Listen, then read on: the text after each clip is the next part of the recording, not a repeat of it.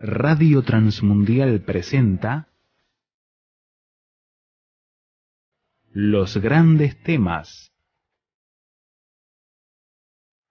Un tiempo donde el pastor Salvador de Lutri nos lleva a pensar en la problemática más profunda del ser humano. Los grandes temas. Carta a los Efesios, capítulo 6. Voy a leer el versículo 12. Porque no tenemos lucha contra sangre y carne, sino contra principados, contra potestades, contra los gobernadores de las tinieblas de este siglo, contra huestes espirituales de maldad en las regiones celestes. Y retrocedemos en la Biblia al libro de Josué, el capítulo 1. Y vamos a leer los primeros 11 versículos del capítulo 1 del libro de Josué. Aconteció después de la muerte de Moisés, siervo de Jehová, que Jehová habló a Josué, hijo de Nun, servidor de Moisés, diciendo: Mi siervo Moisés ha muerto, ahora pues levántate y pasa este Jordán, tú y todo este pueblo, a la tierra que yo les doy a los hijos de Israel. Yo os he entregado, como lo había dicho Moisés, todo lugar que pisare la planta de vuestro pie. Desde el desierto y el Líbano hasta el gran río Éufrates, toda la tierra de los heteos, hasta el gran mar donde se pone el sol, será vuestro territorio. Nadie te podrá hacer frente en todos los días de tu vida. Como estuve con Moisés, estaré contigo. No te dejaré ni te desampararé. Esfuérzate y sé valiente, porque tú repartirás a este pueblo por heredad la tierra de la cual juré a sus padres que la daría a ellos. Solamente esfuérzate y sé muy valiente para cuidar de hacer conforme a toda la ley que mi siervo Moisés te mandó. No te apartes de ella ni a diestra ni a siniestra, para que seas prosperado en todas las cosas que emprendas. Nunca se apartará de tu boca este libro de la ley, sino que de día y de noche meditarás en él, para que guardes y hagas conforme a todo lo que en él está escrito, porque entonces harás prosperar tu camino y todo te saldrá bien. Mira que te mando que te esfuerces y seas valiente. No temas ni desmayes, porque Jehová tu Dios estará contigo en donde quiera que vayas. Y Josué mandó a los oficiales del pueblo diciendo: Pasad por en medio del campamento y mandad al pueblo diciendo: Preparaos comida, porque dentro de 3 días pasaréis el Jordán para entrar a poseer la tierra que Jehová vuestro Dios os da en posesión. Quisiera hablar acerca de las luchas espirituales, comenzando hoy, luchas espirituales. En el Antiguo Testamento hay un caso importante que puede servirnos de introducción a este tema. Está David, el hombre joven que se va a enfrentar con aquel paladín de los filisteos, Goliat. Hay 2 ejércitos allí enfrentados, el ejército de Israel y el ejército filisteo. El ejército de Israel tiene un rey delante, que es el rey Saúl. El ejército de los filisteos tiene un paladín, que es Goliat, está también allí. Ninguno se decide a dar batalla, pero el paladín de los filisteos los desafía constantemente.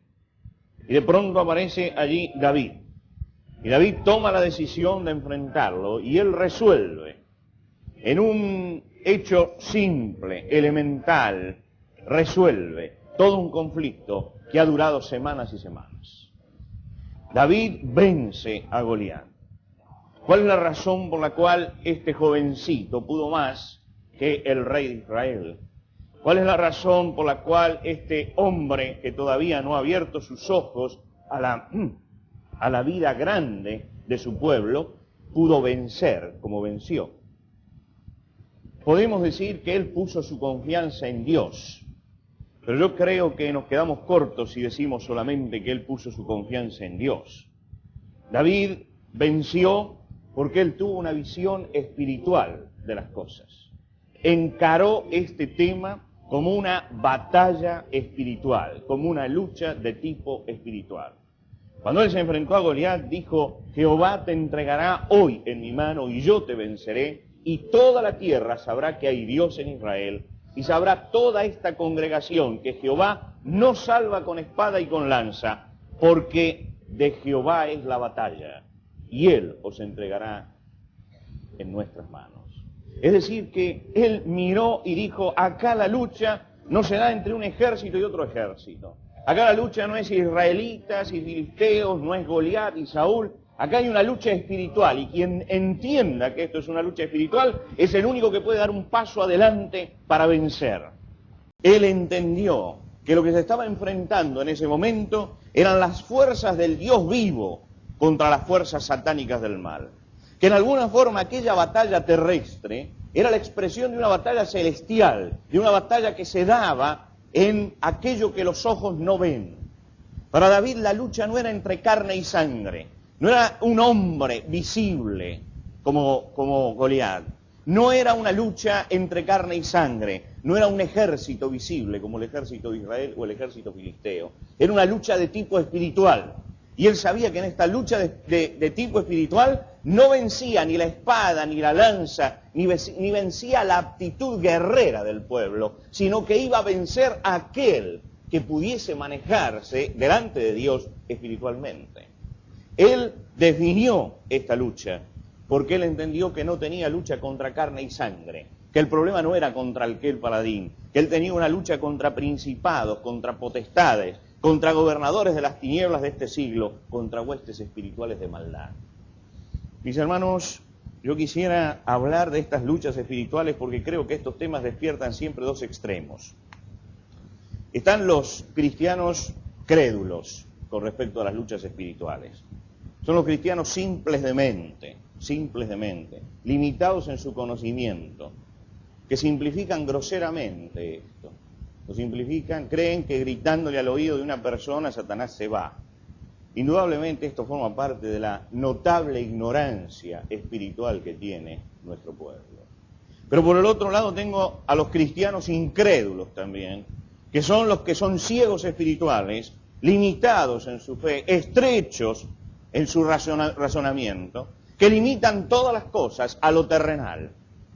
Y esos son dos extremos que hay que evitar, ni simplificar el asunto para caer en soluciones groseras, ni tampoco caer en la incredulidad y racionalizar con estrechez de mente todas estas cosas.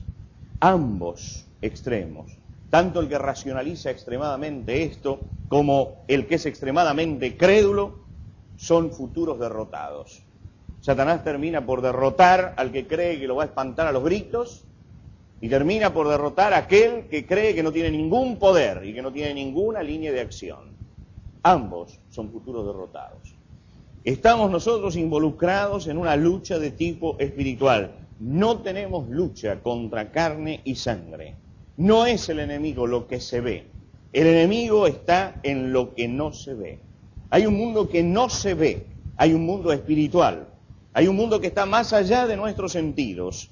Hay un mundo que no podemos captar con nuestros oídos, ni con nuestros ojos, ni con nuestro tacto. Ese mundo espiritual es el que está en lucha. Y nosotros estamos involucrados en alguna forma en una lucha profunda, en una lucha espiritual. Muchas veces la Biblia descorre por un momento la cortina esa que existe dividiendo el mundo material del mundo espiritual. Y uno penetra y comprende el porqué y las razones de esta lucha. Allí, por ejemplo, en el Antiguo Testamento está el caso de Eliseo. Eliseo que está venciendo al rey de Samaria, que está venciendo al rey enemigo en Samaria. Samaria es sitiada, la ciudad donde él está finalmente es sitiada. Cuando la ciudad es sitiada, sale el siervo y ve el ejército que está rodeando Samaria. Y entonces se presenta delante de Eliseo y dice, Señor mío, ¿qué haremos ahora? Porque hasta ahora fue todo profecía y todo nos ha ido bien, pero en este momento está el ejército rodeando todo esto. Y Eliseo en ese momento oró y dijo, te ruego, Jehová, que abra sus ojos para que vea. Y el resultado del siervo al mirar esto es que he aquí el monte estaba lleno de gente de a caballo y de carros de fuego alrededor de Eliseo. Es decir, que Eliseo le mostró, hizo abrirle los ojos a ese siervo para que él viera que la lucha no era una lucha humana, era una lucha espiritual, y que como era una lucha espiritual estaba involucrado también un ejército espiritual detrás de lo visible. Nosotros muchas veces leemos la palabra de Dios y leemos esto y pensamos que ese ejército estuvo en aquel momento porque Eliseo iba a actuar o porque había un profeta en Samaria. Ese ejército está continuamente en batalla y en lucha.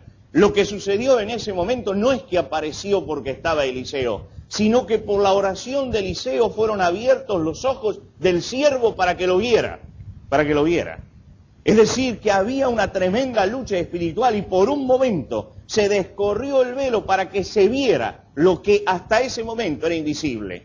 Pero puede decirse que en todas las páginas de la Biblia está presente en cada una de las luchas que uno ve, luchas a veces materiales y humanas, está presente siempre ese ejército celestial detrás, que por un momento se hizo visible. En el libro de Daniel aparecen 3 jóvenes que servían a Dios en integridad. Esos hombres eran siervos del Dios Altísimo, se llamaban Sadrach, Mesach y Abednego. Cuando el rey Nabucodonosor levanta la estatua de oro y dice que debe ser adorada, ellos se niegan. El castigo que había para ellos era que iban a ser echados, maniatados dentro de un horno de fuego ardiendo. Dice que el rey Nabucodonosor estaba tan excitado ese día contra estos rebeldes que mandó que levantaran la temperatura de este horno para echarlos dentro. Y que los vinieron, los tomaron y los echaron, y los que fueron a echarlos en el horno fueron consumidos simplemente por el reflejo del calor que salía del horno. Sin embargo, Nabucodonosor, dice la Biblia, se espantó cuando vio lo que vio.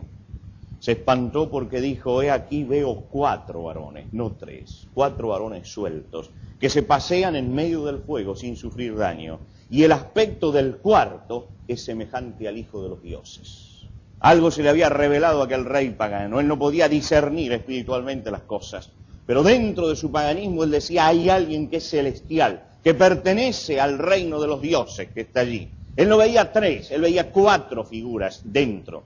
Era una lucha espiritual y en alguna forma el mundo espiritual se hizo presente. Y otra vez la Biblia muestra, quita el velo para que veamos eso, para que veamos lo que no se ve, que estaba en ese momento allí presente. Hay un mundo espiritual que se está moviendo paralelamente al mundo tangible en el que vivimos nosotros. David estaba entre los filisteos. Sí, dije bien, entre los filisteos a los que había vencido. Estaba huyendo de Saúl. Saúl había escuchado un canto que lo había puesto muy mal. La gente lo vivaba a David. Decía, Saúl mató sus 1000, David sus 10.000. David tiene que huir. ¿Dónde huye? A tierra de los filisteos, aquellos a los que él mismo ayudó a vencer. Cuando se instala entre los filisteos lo miran y dicen, ¿no es este David el rey? Y David entonces tiene que empezar a fingirse loco para que no lo maten. Va babeando por las calles, va escribiendo en las puertas, en los tableros de las paredes. Y el rey Abimelech, el rey Aquis, en ese momento, dice, éramos pocos locos y si nos han mandado otro más desde Israel. Es la palabra del rey en ese momento. Pocos locos, dice, tenemos acá para que nos manden otro más. Y usted dice, allí hay una batalla natural, hay una batalla humana, un hombre que con su perspicacia y con su astucia vence psicológicamente al rey. No lo entendía así David. Lea usted en su casa el Salmo 37. El Salmo 37 es el Salmo 34. El Salmo 34 es el Salmo donde David cuenta esta experiencia, donde él escribe este Salmo en ese momento. Y dice en ese Salmo, el ángel del Señor acampa alrededor de los que le temen y los defiende. Él no sentía que la defensa había surgido simplemente porque era más perspicaz, porque era más sabio, porque era más listo, porque era más ligero, porque era más inteligente, porque era más ingenioso. Él decía la solución que vino y que tendría una explicación humana. Para él, un hombre espiritual tenía una explicación espiritual. El ángel de Jehová se hacía allí presente en aquella lucha espiritual, dando protección espiritual. Cuando los 70 volvieron con gozo para hablar con Jesús y le contaban las maravillas que habían visto, Jesús descorre también el velo y dice, yo veía a Satanás descendiendo como un rayo. Había algo que ellos no habían percibido. En el mundo espiritual estaban pasando cosas. Cuando Pedro trata de sacarlo del camino de la cruz y trata de convencerlo, Jesús le dice, apártate de mí, Satanás, Satanás. Él ha visto algo detrás de ese hombre. El mundo espiritual se ha metido para interferir. Cuando va a Judas a entregarlo, dice, y entró Satanás en Judas, y éste habló con los principales sacerdotes de cómo se lo entregaría. En alguna forma una cuña de Satanás se metió dentro de los 12, se metió en un hombre que le dio lugar. Por eso la Biblia dice, no deis lugar al diablo, no deis lugar al diablo. Allí hubo uno que le dio lugar. Y como le dio lugar, allí se metió el mundo espiritual para producir la acción que siempre está produciendo el mundo espiritual. La enseñanza apostólica fue que este mundo espiritual nos constituía a nosotros en protagonistas de una lucha permanente. Le dice Pablo a los Corintios en su segunda carta, las armas de nuestra milicia no son carnales, sino poderosas en Dios. Las armas de nuestra milicia. Está diciendo que un cristiano está militando y luchando contra los principados y potestades. Cuando le escribe a Timoteo, dice, pelea la buena batalla de la fe. Le está escribiendo a un siervo de Dios y le está diciendo que había una pelea, una lucha que había que llevar adelante. Estamos involucrados en esta lucha. Hay cosas que se ven como la carne y la sangre, y hay cosas que no se ven, principados y potestades. En la carta a los Efesios el apóstol Pablo habla 2 veces de principados y potestades. En la primera vez lo habla en el capítulo 3. Dice que Dios gobierna en principados y potestades celestiales. Y que la iglesia es testimonio delante de estos principados y potestades. Que hay una organización que depende de Dios, espiritual, que tiene principados y potestades. Pero en el capítulo 6 dice que tenemos lucha contra principados y potestades, gobernadores de las tinieblas. Se presenta el otro mundo. En la misma carta el apóstol Pablo habla de estas 2 cosas y de este enfrentamiento. La pregunta que tenemos que hacernos esta noche es, cómo manejarnos en una lucha de tipo espiritual que tenemos que llevar adelante. Voy a usar un libro de la Biblia, voy a usar el libro de Josué. Voy a usar el ejemplo de Josué. A veces las cosas espirituales se entienden mejor, y así lo entiende Dios, cuando pueden visualizarse a través de cosas materiales. Y en la historia de este hombre de Dios va a ser ilustrativa para nosotros de lo que significa, de lo que es una lucha de tipo espiritual. Las cosas que se enseñan en este libro de Josué son una guía segura para nuestra vida. Quiero primero que nos ubiquemos un poco históricamente en el libro de Josué. Moisés había guiado al pueblo de Israel, lo había guiado en su salida de Egipto. 40 años había vagado este pueblo en el desierto. Y el sueño de este pueblo, la promesa de Dios para este pueblo, era llegar a la tierra que fluía leche y miel. Es decir, hombres acostumbrados a vivir en este momento durante 40 años en el desierto, en una tierra inhóspita, en una tierra árida, donde no tenían tranquilidad, ni sosiego, ni paz, en tierras yermas que realmente no daban ningún fruto. Ahora tenían que enfrentarse a la bendición, a la tierra que fluía leche y miel. Dios les había dicho que iban a llegar a esta tierra. El libro de Josué comienza cuando este capitán se hace cargo de ese pueblo frente a la tierra que fluye leche y miel. Y yo quisiera que miráramos por un momento el panorama que tenemos delante. En primer lugar está el río Jordán. Están en primavera. El río Jordán en primavera, por los deshielos del norte, se transforma en un río caudaloso. Es difícil cruzar ese río, es la primera barrera que tienen delante. Por el sur está el desierto. Por el norte están los montes del Líbano. Del otro lado está el mar Mediterráneo. Y allí hay una franja de tierra, lo que es hoy Israel. Y esa es una tierra fértil, es una franja de tierra fértil. Allí realmente lo que se planta crece, sale. Allí la tierra produce, la tierra está regada. Ellos miran esta tierra y saben que eso es el lugar de la bendición. Ese es el lugar donde ellos tienen que entrar. Que cuando ellos crucen ese río Jordán y entren a esta tierra, Esta tierra va a empezar a producir para ellos y van a tener solucionados todos los problemas que han vivido durante todos estos años. Esta tierra va a empezar a producir bajo el trabajo de ellos, como no ha producido nunca ninguna otra tierra en el pasado para ellos. Ellos tienen que enfrentarse con esto, pero cuando miran del otro lado están instalados los pueblos cananeos. Quiere decir que allí están esos pueblos belicosos, esos pueblos bárbaros, esos pueblos corrompidos que van a darle batalla. Ellos tienen que cruzar la tierra, tienen que cruzar el Jordán y tienen que llegar a la tierra. Y en la tierra tienen toda bendición. Pero si quieren alcanzar la bendición, van a tener forzosamente que dar batalla. Ahora, yo quiero sacar de esto mi primera conclusión de esta noche con respecto al libro de Josué. Si uno quiere bendición en su vida, tiene que involucrarse decididamente en una lucha espiritual.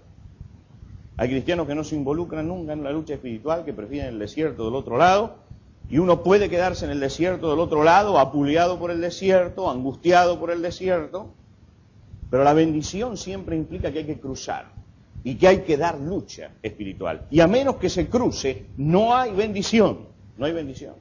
Estos pueblos tuvieron que aprender que la bendición de Dios es para aquellos que se involucran en la lucha espiritual, que entienden que es el momento de establecer una lucha en las esferas celestiales donde uno esté involucrado. Uno puede mimetizarse en este lado del desierto con el desierto y aguantar toda su vida en un yermo, o puede hacer todo el esfuerzo de cruzar y comenzar una lucha espiritual. Yo te digo, la bendición está en aquel que libra la lucha espiritual, en aquel que se involucra en una lucha espiritual. La bendición de Dios no viene a menos que uno se anime a dar esta lucha contra los cananeos en el poder de Dios. La metodología la vamos a ver después. Pero lo importante es entender que uno puede permanecer en el desierto y los cananeos lo van a dejar en el desierto, pero nunca van a tener bendición. O puede cruzar y alcanzar la bendición, pero para alcanzar la bendición tiene que luchar. Es decir, que bendición y lucha espiritual son dos cosas que van unidas. Uno no puede comprar una sin la otra. Uno no puede ser bendecido por Dios si no tiene un enfrentamiento realmente con el mundo del mal. Uno no puede recibir la parte positiva y no asumir la parte de lucha. Es mentira, es una mentira bíblica, eso de que usted recibe a Cristo y juntamente con Él va a recibir toda bendición material y espiritual y va a tener una paz permanente y no va a tener ninguna lucha. La Biblia dice que hay lucha y que es una lucha constante, que es una lucha permanente y que la bendición viene en medio de esa lucha espiritual. Lo dice Pablo, porque no tenemos lucha contra sangre y carne. No tenemos lucha contra sangre y carne, tenemos una lucha de tipo espiritual. Si usted da lucha espiritual va a tener problemas. Allí está, en la Babilonia de la que hablábamos en un momento, Daniel. Daniel es un hombre que ha escalado posiciones muy grandes en el imperio babilónico, pero es de un pueblo que es esclavo. Es decir, de entre los esclavos se elegían los mejores y se les daban rangos. Y él había alcanzado entre los esclavos que estaban al servicio de ese pueblo el rango más alto, pero no dejaba de ser un ajeno, un hombre del otro pueblo. Ahora usted dice, él tenía acceso al palacio del rey, tenía las comodidades, tenía el prestigio, tenía todo en las manos. ¿Por qué se va a preocupar? Sin embargo, dice que Daniel, 3 veces al día, abría la ventana de su cuarto, la que miraba hacia Jerusalén, y oraba. ¿Por qué oraba? ¿No estaba cómodo Daniel? No tenía todo el dinero que quería, no tenía todo el homenaje que quería, no tenía en sus manos todas las responsabilidades. Él estaba dando una lucha espiritual. Él sabía que quedarse solamente con los homenajes y con los honores que tenía como hombre dentro de ese imperio significaba perder la bendición de Dios. Y entonces cada día abría las ventanas y daba una lucha espiritual, y una lucha espiritual en oración. Vinieron los enemigos, lo miraron, fueron, denunciaron, prepararon un decreto y terminan tomándolo a Daniel y arrojándolo en el foso de los leones. ¿Por qué lo arrojaron a Daniel en el foso de los leones? Porque se atrevió a dar una lucha espiritual. Si él cerraba la ventana, no daba la lucha espiritual, tenía paz durante toda su vida. Pero él dio la lucha espiritual. y salió triunfante porque dio una lucha espiritual. Lucha espiritual. Dios dice, levántate y pasa ese Jordán. Da la lucha espiritual, da la lucha espiritual. No hay bendición si no hay lucha espiritual. Algunos se preguntan por qué la bendición no llega a su vida. Y yo les digo, no llega a la vida porque no damos lucha. La segunda cosa que enseña el libro de Josué es que en la lucha espiritual Dios se compromete con nosotros. Dios se compromete con nosotros. Josué había vivido con Moisés, el siervo de Dios. Lo había visto recibir la ley, lo había visto interceder cuando Amalek atacaba. Para él Dios y Moisés formaban una unidad. Es decir, cada vez que él pensaba en Dios, pensaba en Moisés. Y cada vez que pensaba en Moisés, pensaba en Dios. Cuando había algún problema, lo consultaban a Moisés. Moisés consultaba a Dios. Cuando había algo que no se entendía, allí iban a Moisés. Era el siervo de Dios. Cuando Dios lo encara para que él dé la lucha espiritual, le dice, mi siervo Moisés ha muerto. Mi siervo Moisés ha muerto. Y uno piensa, ¿qué habrá sonado en el corazón de Josué cuando escuchó esta frase? Mi siervo Moisés ha muerto. El hombre que estaba relacionado con Dios, el hombre que hablaba con Dios, el hombre que subía al monte y recibía la bendición, el hombre al que consultábamos, porque era el oráculo de Dios en medio de este pueblo. Y acá dice, mi siervo Moisés ha muerto. Pero inmediatamente Dios le dice, pero como estuve con Moisés, estaré contigo. Como estuve con Moisés, estaré contigo. ¿Sabe qué le estaba diciendo Dios en ese momento? Moisés ha muerto, pero Dios no. Pero Dios no. Hay una curiosa actitud en muchos cristianos, curiosa actitud. Ellos creen en el poder de Dios en el pasado. Abren la Biblia y dice, la Biblia es palabra de Dios. Leen del diluvio y dice, gloria a Dios, el poder de Dios mandó un juicio y salvó una familia. Leen de Sodoma y Gomorra y dice, gloria a Dios, Dios hizo descender fuego y azufre. Leen de Elías y las proezas de Elías y dice, grande es el poder del Señor en Elías, gran profeta de Dios. Siguen un poco más adelante y lo ven a Daniel y dicen, grande es el poder de Dios, lo libró del foso, etc. Grande es el poder de Dios que se va manifestando en toda la palabra de Dios. Creen en eso. Cuando les habla del futuro, dice, es grande el poder de Dios para el futuro. Leen las profecías y dice, el Señor viene, estaremos siempre con el Señor, iremos en el cielo, la resurrección de los muertos. Creen en todo, pero son ateos en el presente. Creen en Dios para el pasado y creen en Dios para el futuro, pero cuando hablan del presente son ateos. No ven a Dios actuando y ni en la misma forma, ni les reconocen el mismo poder, ni la misma fuerza, ni el mismo compromiso. Creen en un Dios actuando en el pasado y en un Dios actuando en el futuro, pero no reconocen ese mismo poder de Dios en el presente. Moisés murió, pero nada de Dios murió cuando murió Moisés. David murió, pero nada de Dios murió cuando murió David. Pedro, Abraham, Daniel murieron, Elías murió, pero nada de Dios murió cuando ellos murieron. Nada de Dios murió. A veces pensamos que estos hombres, cuando murieron, dejaron un vacío tremendo. Claro que lo dejaron. Lo dejaron porque no hubo detrás hombres que dejaran actuar a Dios en su vida, como lo dejaban actuar ellos. El mismo poder, la misma fuerza, el mismo compromiso de Dios existe en el presente, tanto como existió en el pasado y existirá también en el futuro.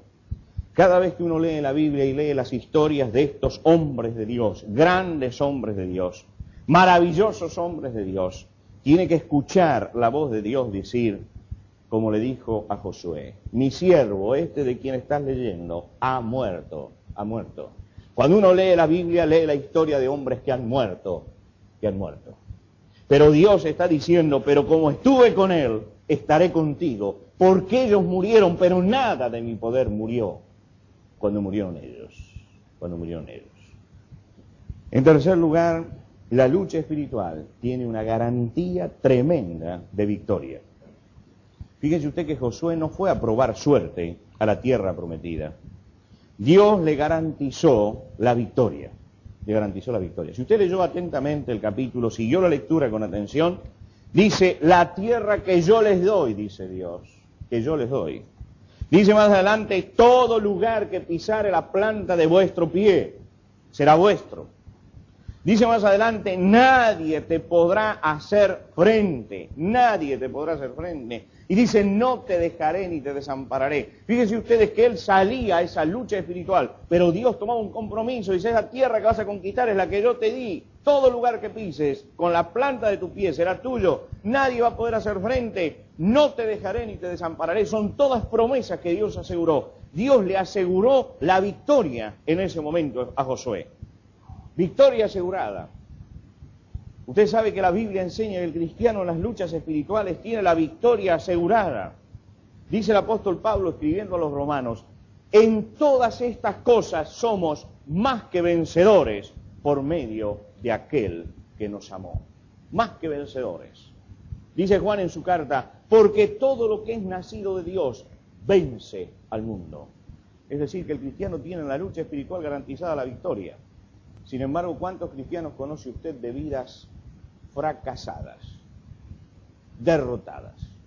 ¿Cuántos cristianos conoce usted para quien esta victoria no es nada más que una utopía? Usted dice, ¿y por qué sucede esto? ¿Por qué sucede esto? ¿No está garantizada la victoria? ¿No dice todo lo que es nacido de Dios vence al mundo? ¿Por qué entonces esa derrota? Josué tuvo promesa de victoria, pero si usted ha leído el libro de Josué, sabe que tuvo que sufrir amargas derrotas. Amargas derrotas. Dice, ¿cómo? Y no dijo Dios, no te dejaré y no te desampararé, y de pronto el ejército les destrozaron. No dijo, todo lugar que pisare la planta de vuestro pie será vuestro, y no fueron a pisar aquel lugar y salieron derrotados. No dijo Dios, como estoy con Moisés, estaré contigo, y de pronto Moisés era un vencedor, y Josué veía a su ejército regresar vencido. ¿Qué pasó en ese momento? Es que la victoria tiene condiciones. Y si usted leyó con atención o siguió la lectura con atención en el primer capítulo de Josué, se habrá dado cuenta que no solamente Dios le dice, yo voy a estar contigo, todo lugar que pisare la planta de vuestro pie será vuestro, lánzate a la lucha espiritual, cruza este Jordán, allí está la bendición, sino que le pone condiciones. Había condiciones en la lucha espiritual.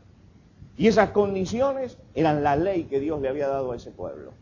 Le dice, tienes que aprender a hablar en una forma determinada.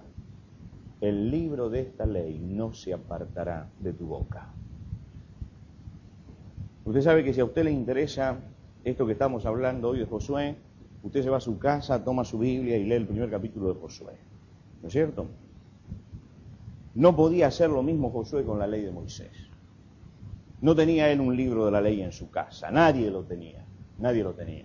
El sacerdote lo leía en el tabernáculo, en el templo portátil, y ellos tenían que escuchar y repetir esa ley y retenerla en su mente, porque nadie tenía un libro escrito. Los libros son una invención prácticamente moderna, en la difusión que tienen en nuestro tiempo. En aquel tiempo no, había una ley y esa ley se guardaba y uno tenía que ir a escuchar, la escuchaba, nada más que eso, la escuchaba. Y entonces Dios le dice, pero tú la vas a repetir, la vas a repetir. Nunca se apartará de tu boca. En el hablar vas a tener esto, porque tenés que conocerla, tenés que tener un conocimiento intelectual de esta ley. ¿Y cómo se conoce? Se conoce repitiendo, repitiendo. Por repetición entran las cosas. Por más metodología moderna que haya de enseñanza, en última instancia, la fijación del conocimiento se produce siempre por repetición. Y lo que se busca es la repetición. A medida que uno repite, retiene, repite y retiene. Y entonces le dice aquí, nunca se apartará esta ley de tu boca. Pero le dice más, tendrás que meditar en ella. De día y de noche meditarás en esto. No solamente la repetirás y la sabrás, sino que además la meditarás. Usted sabe que en la meditación lo que uno sabe baja al corazón. Y lo que Dios quería era que eso que ellos sabían bajara a su corazón. Dice, tienes que meditar en ella. Después dice, cuídate de hacer conforme a toda la ley. Tenía que obrar dentro de esa ley. Y por último le dice, y no te apartarás de ella ni a diestra ni a siniestra. Tenía que caminar dentro de esa ley. Usted quiere una victoria espiritual, tiene que aprender esto que Dios le dijo a Josué en aquel momento. Primero, la tenés que saber, la ley. Si no la sabés, no podés tener victoria espiritual. Segundo, tenés que meditarla, porque esa ley tiene que bajar a tu corazón. Tercero, tenés que obrarla, porque esa ley tiene que verse en tus manos. Y cuarto, tenés que hacer de ella tu camino, tu senda, tenés que andar por este camino, y si no, no hay victoria espiritual. Te dice, ¿por qué si Dios le garantizó la victoria? Dios no solamente te garantiza la victoria, Dios te garantiza la victoria dentro de los límites de la ley. Hay cristianos fracasados, fracasados en lo personal, fracasados en lo familiar, fracasados en lo eclesiástico, fracasados en lo laboral, en todo. ¿Saben por qué? Porque se olvidaron que la lucha espiritual tiene condiciones y que esa lucha espiritual tiene que partir de un conocimiento intelectual de la ley de Dios, pero tiene que pasar por una aceptación del corazón, por un obrar y por un rumbo que uno le da a la vida. Ellos tuvieron que entender que no podían disociar el conocimiento de la obra. Y sobre esa base, le dice Dios, serás prosperado y todo te saldrá bien. Serás prosperado y todo te saldrá bien. Quiere decir, tienes que entrar y conquistar esta tierra. Vas a ir avanzando sobre la base de lo que yo te digo. Cada vez que lo cumplas y te pongas en esta ley, serás prosperado y te saldrá bien. ¿Qué quiere Dios de tu vida? ¿Qué quiere Dios de tu vida? ¿Puedes contestar esta noche esta pregunta? ¿Qué quiere Dios de tu vida? ¿De tu vida? Dios no nos ha dejado ciegos. No nos ha dejado ciegos para que conozcamos su camino a tientas. Es decir, veo para ver para dónde voy y de repente emboco con el lugar. No es así la vida cristiana. Tampoco Dios nos dice, bueno, ahora vas a hacer lo que sentís. Moisés sintió un día que tenía que herir una roca para darle agua al pueblo. La hirió y salió agua. Y Dios lo llamó y le dijo, yo no te dije que la hirieras. Ah, pero Señor, eso era lo que yo sentí en ese momento. Dice, bueno, no vas a entrar nunca a la tierra, porque yo no te mandé sentir. Yo te mandé obedecer. Obedecer. Te dice, ¿por qué salió agua de la roca? Si él desobedeció. Porque había un pueblo necesitando agua. Y Dios no castigó al pueblo por la necesidad de Moisés, pero le negó a Moisés la entrada en la tierra prometida. Dios no nos ha llamado a hacer lo que nos parece que es bueno. Saúl, cuando le mandaron matar a todos los amalecitas, le pareció que era bueno perdonarlos. Dios le dijo, me liquidás a ese pueblo. Y Saúl dijo, pero yo los voy a perdonar, porque no hay que ser tan malo en la vida. Y perdió el reino por no obedecer. Desde el punto de vista humanista, a Saúl le haríamos un monumento. Las Naciones Unidas le hubieran honrado a Saúl. Las comisiones de los derechos humanos le hubieran puesto una medalla a Saúl. No destruyó al pueblo. Dios le quitó el reino. Dios le quitó el reino. Porque en las luchas espirituales hay que luchar espiritualmente. Y hay que obedecer a Dios. No hemos sido llamados a hacer lo que creemos que debemos hacer. Los israelitas hicieron un becerro de oro para hacerle una fiesta a Jehová. Ellos creían que esto era bueno, pero Dios destruyó a ese pueblo. ¿Por qué? Porque ellos tenían una palabra y tenían que respetar esa palabra. El profeta Isaías dice, a la ley y al testimonio, y si no, es que no les ha amanecido. ¿Sabe qué quiere decir esto? Usted sabe lo que significa vivir en oscuridad, ¿no es cierto? En oscuridad. Y sabe lo que significa el amanecer, cuando uno tiene claro todas las cosas. El que está oscuro va tropezando por todos lados, pero cuando amanece usted no tropieza porque ve todas las cosas. Dice Isaías que hay gente a la que no le ha amanecido. Y yo puedo decirle que hay cristianos a los que no les ha amanecido, no ha salido la luz. No tienen claridad espiritual en su vida. No saben tomar decisiones correctas, derribar argumentos, combatir el vicio, derrotar al enemigo. Son arrastrados por filosofías huecas, por argumentos pueriles, por deseos engañosos. Uno dice, ¿cómo puede ser? Suceden todas estas cosas porque no ha amanecido en su vida todavía. No tienen luz, ni buscan la luz, y no pueden dar batalla espiritual. Cuando Pablo describe al cristiano en sentido espiritual, le menciona una sola arma ofensiva, como diciendo, para vencer hay una sola arma que puedes tomar en tus manos. Una sola. Dice, tomad la espada del Espíritu. ¿Por qué es? es la palabra de Dios. Es la única arma ofensiva que tiene el cristiano. Si usted no conoce eso, está totalmente desarmado. Si no sabe manejar su Biblia, está totalmente expuesto. Si no ha hecho que el mandamiento baje a su corazón y a su vida, Satanás lo va a vencer en la lucha espiritual, porque no hay otro camino ni otra arma ofensiva que no sea la espada del Espíritu, que es la palabra de Dios. Usted hizo el servicio militar y sabe cómo tiene que cuidar el arma, ¿no? Sabe lo que significa descuidar el arma en el servicio militar. Sabe cómo tenía que limpiarla y cómo tenía que tenerla a punto. Porque usted sabe que un soldado puede luchar sin borceguíes, puede luchar sin su casaca, puede luchar sin su casco, pero no puede luchar sin su arma. Puede vencer sin todos estos aprestos, pero si le falta el arma, se acabó. Y lo mismo le pasa al cristiano. Si el cristiano no tiene su arma en su mano, está acabado, está terminado, está vencido. Para combatir el error, para descubrir las filosofías falsas, para reconocer las cuestiones satánicas y diferenciarlas de las otras cuestiones, para oponerse al vicio, usted tiene que conocer esa palabra de Dios. 4 cosas en el comienzo de lo que son las luchas espirituales. En primer lugar, la lucha espiritual es el único camino hacia la bendición. En segundo lugar, Dios está comprometido con nosotros en esta lucha.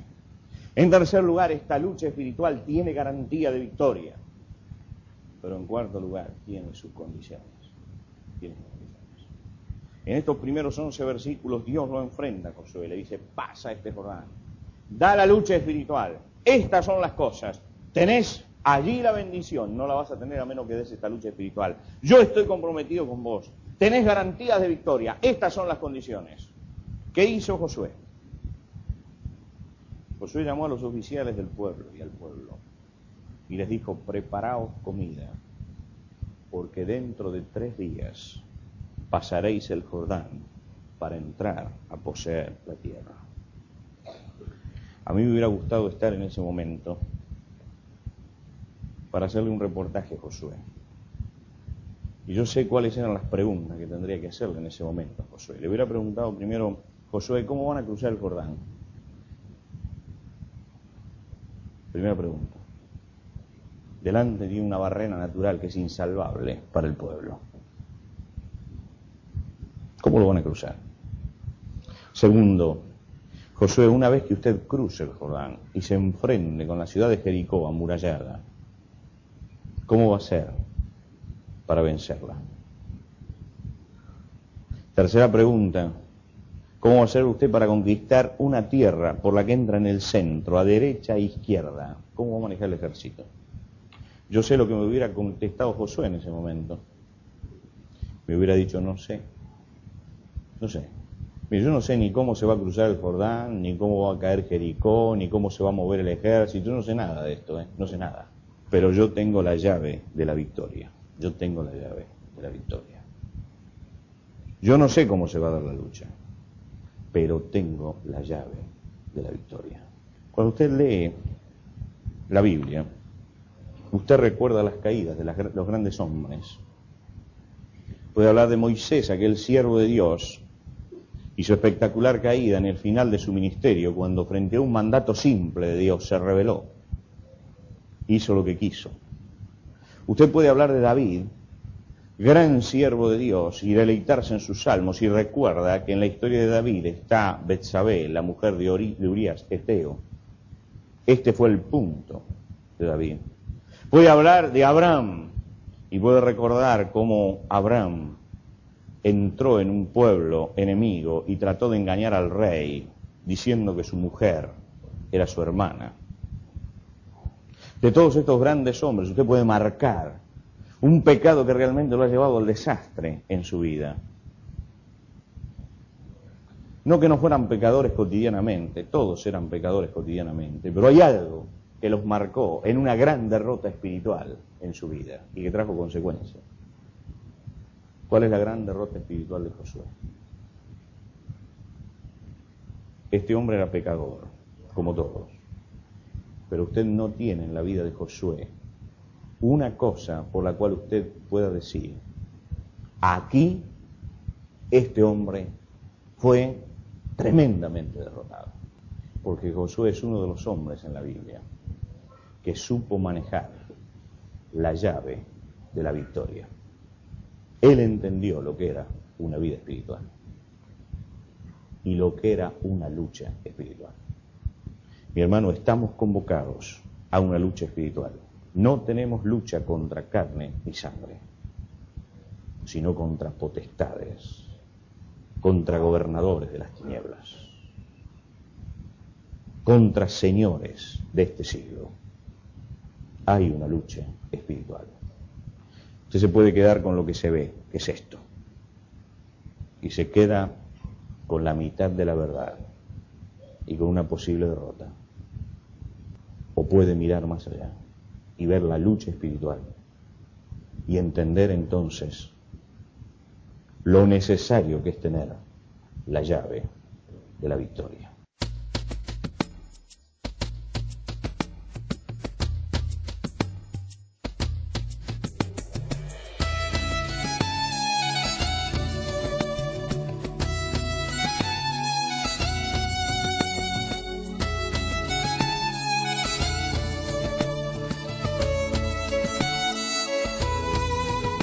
Antes de finalizar los grandes temas del día de hoy, les queremos dar los canales de comunicación donde usted puede entrar en contacto con el pastor Salvador de Lutri. Por carta, hágalo a Los Grandes Temas, casilla de correo 5051, Montevideo, Uruguay. Los Grandes Temas, casilla de correo 5051, Montevideo, Uruguay. Y el correo electrónico losgrandestemas@transmundial.org. losgrandestemas@transmundial.org.